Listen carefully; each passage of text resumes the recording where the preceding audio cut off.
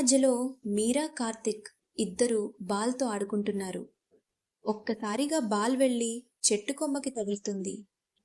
మీరా వెంటనే పరుగెత్తి వెళ్ళి చెట్టు దగ్గర ఆగి, సారీ చెట్టు, నిన్ను తగిలించేశానా?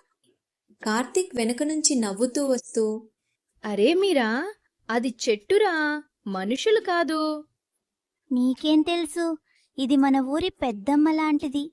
మనం చిన్నప్పటి నుంచి నీడ ఇచ్చింది, గాలి ఇచ్చింది. అందుకే క్షమాపణ చెప్పాలి. నిజమే. ఇది లేకపోతే ఈ వీధే ఉండదు కదా. ఇద్దరూ బాల్ తీసుకొని మళ్ళీ ఆడుకుంటారు. పొలంలో పనిచేసి అలసిపోయిన రైతులు చెట్టు నీడలోకి వచ్చి కూర్చుంటారు. రోజు ఈ చెట్టు నీడలో కూర్చుంటే మనసు కాస్త తేలికయింది. అందుకే అంటారు రాము, వీధిలో చెట్లు ఉండాలి, అవే మనల్ని కాపాడతాయి. నిజమే అన్నా.